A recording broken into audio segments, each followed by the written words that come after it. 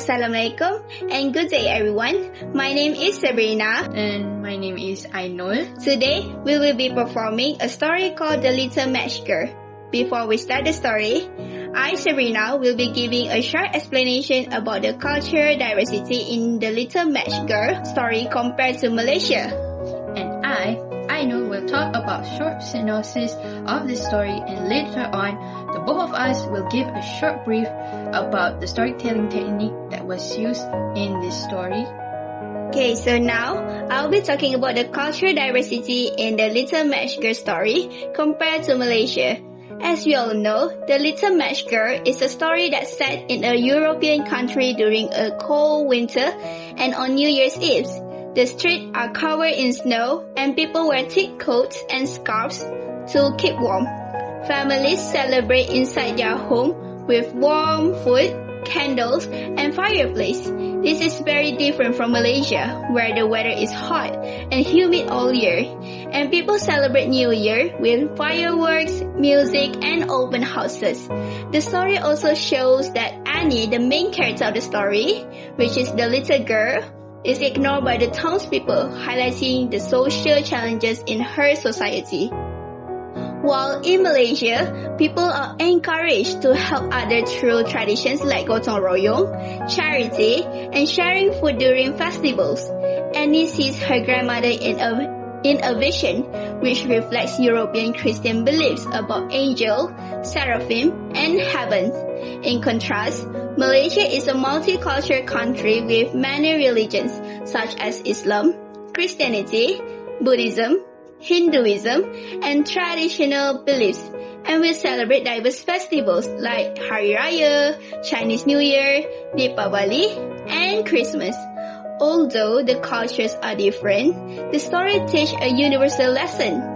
Kindness, empathy, and helping those in need are values that everyone should practice. Annie's experience reminds us that we should always care for others, just as Malaysians do in their own communities. Through this story, children can learn about cultural diversity and understand that even though traditions, weather, and celebrations may differ, the importance of compassion and caring for others is shared by all cultures. And now, Ainul, will give a short brief of the story's synopsis. On a freezing New Year's Eve, a lonely girl named Annie wanders the silent streets, clutching a bundle of matches no one wants to buy. The townspeople celebrate behind warm windows, unaware of the strange lights flickering in the snow whenever Annie strikes a match. With each flame, she sees visions, grand feasts, dancing lights, and a gentle woman calling her name. Are these dreams, memories, or something from another world? As the night grows colder and the vision stronger, a question lingers in the air. Is Annie truly alone in the darkness, or is someone watching over her? So lastly, we will be elaborate about the storytelling technique that is applied in this story, which is a story mountain technique. As you all know, story mountain technique contains 5 stages. First is exposition, second, rising action, third is climax, fourth, falling action, and lastly, resolution, or more known as ending. So first, we will start with the elaboration of exposition. So for exposition, we introduce Annie, a poor little girl walking through a snowy European town on New Year's Eve. The townspeople are busy celebrating, unaware of her cold and lonely journey. We also learn about Annie's home life and her desire to help her father. Next is the rising action, where Annie struggles to sell matches to busy town people. As the cold deepens, she lights her first match and experiences magical visions, a warm room, a feast, and finally the appearance of her beloved grandmother. Each vision grows more vivid, drawing her deeper into hope and wonder. And next is the climax, which is the magical visions reach their peak when Annie sees her grandmother fully and feels a sense of unconditional love and comfort. The warmth of the matches surrounds her, and the separation between reality and vision feels almost magical, leaving Annie filled with peace and longing. And the fourth one is falling action, which is Annie takes her grandmother's hands and follow her along a glowing path of light. Together, they walk away from the cold, snowy streets, and Annie feels her fear and loneliness melt away. She is enveloped in warmth, love, and safety, and her heart fills with joy as she experiences true peace for the first time.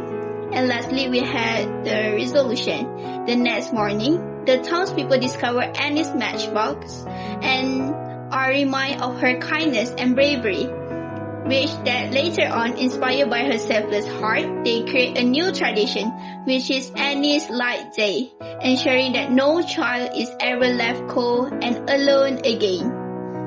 So, okay, we already explained the synopsis, cultural diversity, and the storytelling technique. Now I think it's the time for us to perform. Are you ready, Ainul? Yes! So let's go! Chapter 1. A snowy New Year's Eve. Snowflakes drifted quietly from the grey afternoon sky, covering the rooftops and streets of a little European town. The smell of warm bread floated out from bakeries. Lanterns glowed softly outside shops, and people hurried about with big smiles. It was the last day of the year, a night everyone looked forward to. Everyone, except a little girl walking through the cold streets. Her name was Annie. She wore a thin, faded dress and a small shawl that wasn't enough to keep the icy wind away. Her shoes were old and too big for her feet. In her hands, she carried a wooden box filled with matches. Annie wasn't selling toys or flowers like other children in the town. She sold matches, tiny sticks of light. Matches for a sale? Just a few coins. She whispered, her voice shivering. People were busy shopping for food and decorations. They didn't mean to ignore her, but they simply didn't see the little girl with red hands standing in the snow. Chapter 2. Annie's World. Annie lived with her father in a small house at the end of the street. Her father wasn't a bad man, but he worked very hard and often came home tired and discouraged because the family was poor. Her mother had passed away when Annie was younger, but Annie remembered her voice. Be kind, be hopeful, and light will always find you. Those words stayed with her. To help her father, Annie sold matches on the street every day. Some days she earned a few coins, some days none at all. But she never complained. She always said to herself, tomorrow will be better. Chapter 3. Sounds of Celebration. Around the town, children were laughing in the snow. Some built snowmen, others chased each other, their boots crunching loudly. Inside the houses, families decorate their rooms with candles and ribbons, preparing to welcome the new year. Everywhere was full of light and joy, except the empty corner where Annie stood, gently rubbing her hands together to keep her warm. For a moment, she stopped walking and looked into a bakery window. Inside, a family sat around a wooden table, sharing warm soup and bread. The youngest child saw Annie outside and waved happily at her. Annie smiled shyly and waved back before continuing her path. Chapter 4. A Cold, Lonely Path. As evening approached, the sky turned dark purple. Snow fell even faster. Annie's feet were freezing, and her fingers felt numb. She walked past two boys having a snowball fight. Hi, she called softly, hoping they would speak to her, but they were too excited playing to notice her. She walked past a group of girls making snow angels. She wished she could join them for just a minute, but Annie had a job to do. She needed to sell at least one box of matches before going home. Chapter 5. A Small Kindness. An elderly woman stepped out of a shop carrying a heavy basket. Suddenly, she slipped on the icy step. Ah! She gasped. Without thinking, Annie rushed forward and held her arm. Are you alright, Mom? The old woman blinked in surprise. Oh dear, thank you, child. What is your name? Annie. You have such kind eyes, Annie. Here, take this. The woman said gently. She placed a small paper bag in Annie's hand. Inside was a warm roll of bread. Annie thanked her with a bow. A tiny kindness warmed her heart more than the bread warmed her hands. Chapter 6. The Matches. The night grew colder. Annie's feet ached, and her hands trembled. She found a small corner beside a tall stone wall and slowly sat down, hugging her knees. She didn't want to go home, not yet, not without selling anything. Her father would be disappointed. She didn't want to see the sadness on his face. He already worried so much. To comfort herself, Annie took one match from the box. Just one, she whispered. She struck it gently. A golden flame burst to life. Chapter 7. First Flame. The Warm Room. The flame glowed bright in the air, and suddenly Annie wasn't sitting on the cold street anymore. She imagined herself inside a warm wooden room with thick carpets and big fireplace crackling softly. She could almost feel the warm heat on her cheeks. There was a rocking chair, a fluffy rug, and a shelf filled with shiny teapots and cups. Annie sighed. Oh, this is wonderful. The flame flickered, then crack! It disappeared, and she returned to the snowy street. Chapter 8. Second Flame. The Feast Table.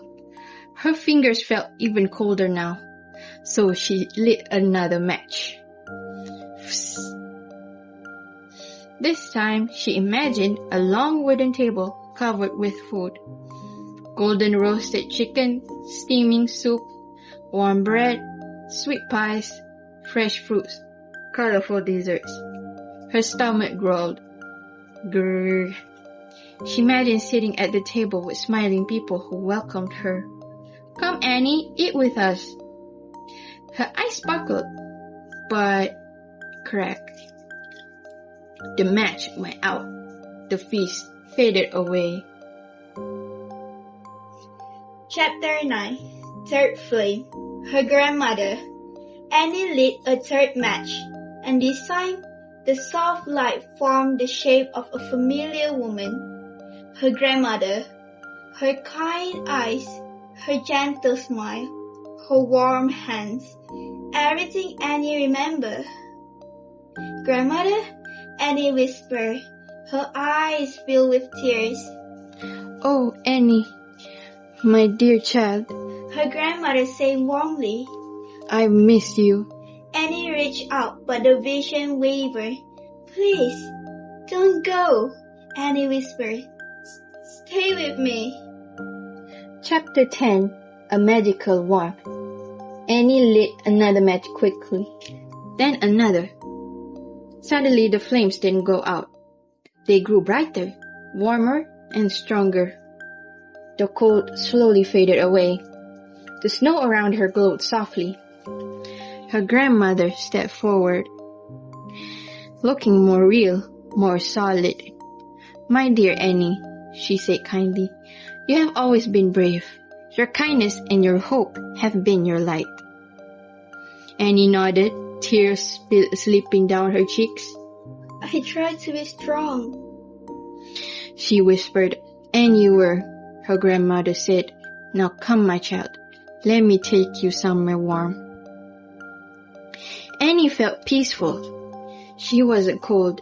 She wasn't alone. Her mother held her hand tightly. "Welcome home, Annie," she said softly. Chapter 11. A New Dawn. The next morning, the townspeople found Annie's matchbox beside the wall.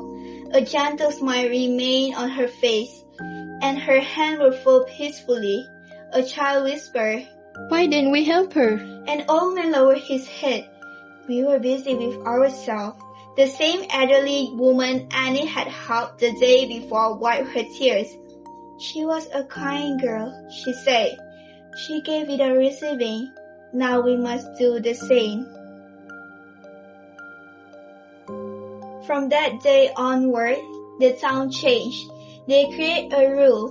No one should be left cold and alone, ever. They built shelters for the poor, set up warm food stations, gave out clothes during winter. The townspeople lit a candle every New Year's Eve, not to mourn, but to remember the girl who taught them compassion. And they named the holiday after her, Annie's Light Day. The end. The end. Start the Q&A session. So Alia, you can start. I have a question. Okay, the rest focus. So which country culture was this story from? Alright, nice question. So this story was from Denmark and it's a Danish culture. Also, the author for this story is also a Danish person called Hans Christian Andersen, a Danish author and poet. So is that answer your question? Yes, thank you. Welcome. Okay, second question.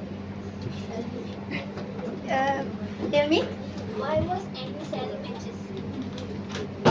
Annie was selling matches because, well, she came from, as you know, she is in poverty, and well, she sees that her dad is, in the story, her dad is working very, very hard to provide for them both. And ever since Annie's mother passed away, he is the sole provider of the family. And Annie felt bad, or she just felt that she needed to help, so therefore she's selling matches during New Year's Eve. You know. Another question? Yes, Akuma? I want to know, other than school puppet, what other storytelling activities we can do that relate to the song? Alright, that's a good question. As you all know that in this story, Annie's like 3 matches. So instead of spoon puppet, they also can do a poem activities where they can create 3 stanza, which one stanza symbolize one matches for what they wish for or hope for. Like in this story, Annie match one light and hope for a warm place for her to live in. So that's why for the first match, when she light it, a warm place with what she desire most appear in her imagination. So it can be a poem activities for the class to engage, create their own stanza for what they wish for. Is that answer your question? Yes. Alright. Another question? Aulia. Yes, Aulia? Okay. Could the ending of this story be any different? Yes, it can be different. Depends on how the audience interpret their own ending. Because for our story, it can be open ending. It can be a good and it can be bad. If we refer to the original story, it's a bad ending. But we don't want to follow the bad ending because in the original stories by the Hans Christian Andersen, at the end of the story, Annie died because of the coldness. So she don't die in the story? I think she It can died. be your own Open. interpretation because we use Maybe she sleep painted. peacefully. No, she just painted. Yes, Okay. because we use the word sleep peacefully. So it can up to the audience whether they want to think that Annie is still alive or Annie is already dead. Because we want to make it suitable for the year 5 students, so it's up to them to create their own ending. So yeah, it can be alternative ending. It can be good whether that Annie is still alive, and it can be bad ending whether Annie is dead. So is that answering your question? Yes. Another question? Pretty much. Questions? How many more questions? I make up Question. Is there any? any Any questions? Come on. Haji. Yeah. Haji answer the question. Which one? Okay, Haji. Yes. How does this story helps with students speaking proficiency? Yeah. Good. Want to answer? Speaking proficiency. Because for the vocabulary that we use in this story, it's easy for them to catch the pronunciation and the vocabulary. We don't use a hard vocab for them to understand. So I think it can help with their what you say, speaking proficiency. What's your question again? How can this story help with students speaking proficiency? Yes. So I'm answering correct. So with the vocabulary, with the easy vocabulary, it can enhance them to while listening. They can also practice their speaking while listening to the story that we're performing. Is that help? Yes. Thank you. Can I add? Yes, please. So like we do like the poem making activities, right? Maybe after each students do their poem, one could volunteer to come up to stage and recite them loudly. So and thus that can simultaneously also help with their speaking and also their vocabulary and as well as their self-expression for their wishes. Okay, that's all. Any more questions from the audience? Yes, Arif? Actually, after listening to the story and its heavy themes, I want justification as to how this is appropriate for its audience, which is Year 5 students. By its mean? Why this story specifically for Year 5 students? It is a heavy story with a tragic ending, sad storyline throughout. So why are you choosing this one for Year 5 students? Because I think it's a biased question because this was introduced in my primary school too. My English teacher also introduced this story, so it just remind me of my year back in primary school. So that's why I choose this one. So it's a biased question. But to answer your question more, I think for Year 5, their understanding for the story, I think they can what can I say it? I think they can manage to hear a sad story. It's not even tragic. Like I say, we try to make the story less tragic because we instead of vividly say that the main character died, we just use the word sleep peacefully, so that it's up to them whether they want to think someone saved Annie or that because it's either the grandmother gave her the safety. There's a part of the story that say that the grandmother actually helped the main character, which is Annie. So it's up to them actually whether they want to interpret whether the grandmother actually gave the warmth to Annie or they want to interpret that Annie actually died. So yeah, I think that's it. Okay, one last question lah. First off, okay, one last question. First off, what technique did you guys use? Starry Mountain.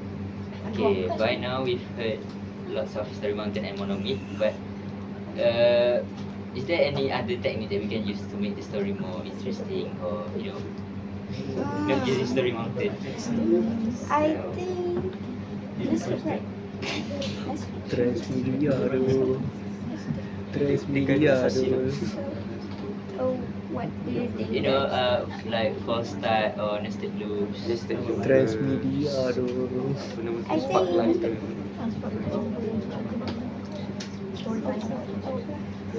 Maybe the nested loop we can use so that we can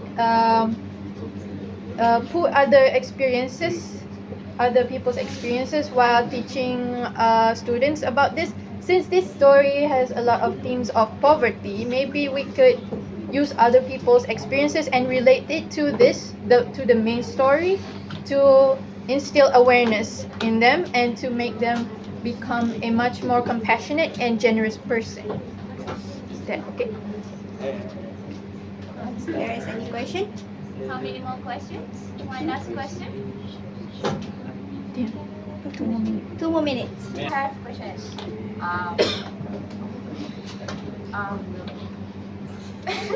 Do you enjoy making the props for this story? I did. Really? It was fun. I think since I get to color and use my what you call my markers more. So I had more fun doing it because I usually don't use it that much. In this time I get to use it a lot. That's all. How long you prepared your materials? 2 to 3 days. 2 days, 1 day, 1.5 lah. Something like that. My last question. Iskandar? Now, question? to ask Iskandar, your question. I just want to ask about the values inside of this story.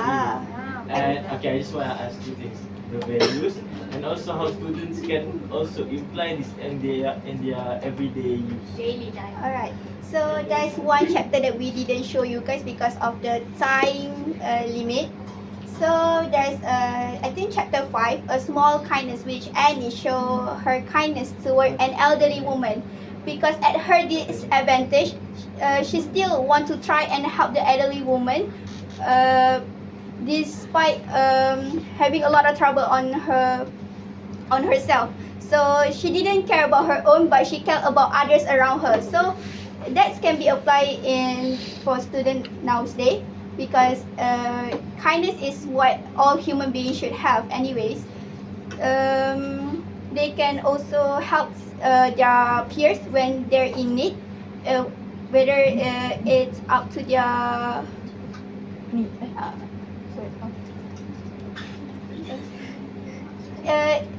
just show their kindness to help the people around her. Excellent. Thank you. That's all. That's all, I think. No more? No more, right? Dah cukup. Okay, I think that's it. Thank you. Yay!